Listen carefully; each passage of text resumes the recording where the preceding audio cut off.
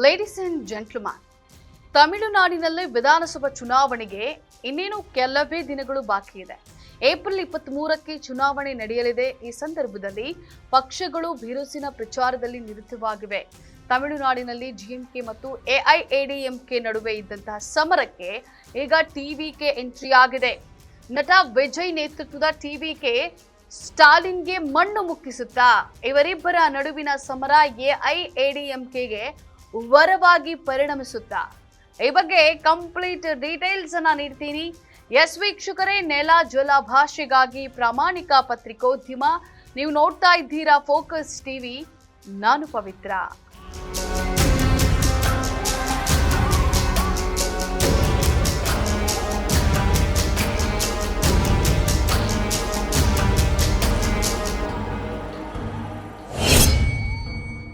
ವೀಕ್ಷಕರೇ, ತಮಿಳುನಾಡಿನಲ್ಲಿ ಸದ್ಯ ಎಂಕೆ ಸ್ಟಾಲಿನ್ ನೇತೃತ್ವದ ಡಿಎಂಕೆ ಅಲೆ ಇದೆ ಅಂತ ಅಂದುಕೊಳ್ತಿರುವಾಗಲೇ ನಟ ವಿಜಯ್ ರಾಜಕೀಯ ಪ್ರವೇಶವನ್ನ ಮಾಡಿದ್ರ.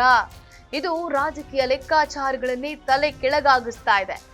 ವಿಜಯ್ ಅವರ ಟಿವಿಕೆ ಪಕ್ಷ ಯುವ ಮತದಾರರನ್ನ, ಅದರ ಜೊತೆಗೆ ಡಿಎಂಕೆಯ ಮತ ಬ್ಯಾಂಕ್ಗಳನ್ನ ಸೆಳಿತಾ ಇದೆ. ಸ್ಟಾಲಿನ್ ಆಡಳಿತ ವಿರೋಧಿ ಅಲೆಯ ಲಾಭ ಪಡೆಯೋದಕ್ಕೆ ವಿಜಯ್ ಸಿದ್ಧರಾಗಿದ್ದಾರೆ.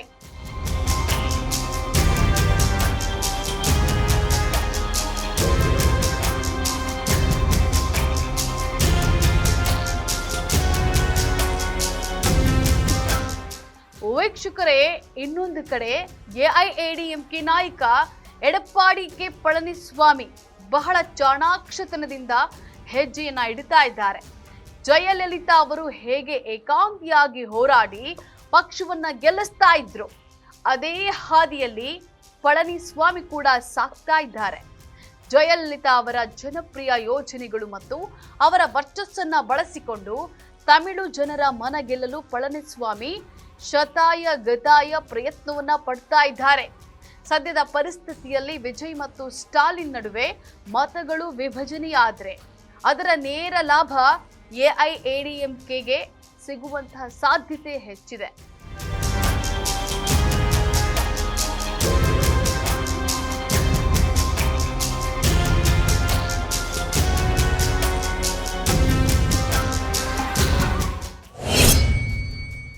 ಇನ್ನು ಪಳನಿಸ್ವಾಮಿ ಅವರು ಜಯಲಲಿತಾ ಅವರಂತೆ ಸಮರ್ಥ ನಾಯಕ ಅನ್ನುವಂತಹ ನಂಬಿಕೆಯನ್ನ ಜನರಲ್ಲಿ ಮೂಡಿಸುವಲ್ಲಿ ಯಶಸ್ವಿಯಾದ್ರೆ ಈ ಬಾರಿ ತಮಿಳುನಾಡಿನಲ್ಲಿ ಅಚ್ಚರಿಯ ಫಲಿತಾಂಶ ಹೊರಬೀಳೋದ್ರಲ್ಲಿ ಸಂಶಯವಿಲ್ಲ.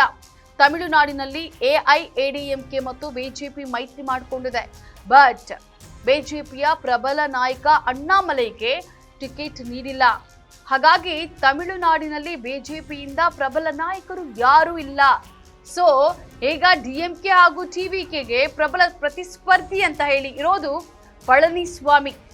ಒಟ್ಟಿನಲ್ಲಿ ಏಪ್ರಿಲ್ 23ರಂದು ನಡೆಯುವಂತಹ ಚುನಾವಣೆ ತಮಿಳುನಾಡಿನ ಭವಿಷ್ಯವನ್ನ ನಿರ್ಧಾರವನ್ನ ಮಾಡುತ್ತೆ.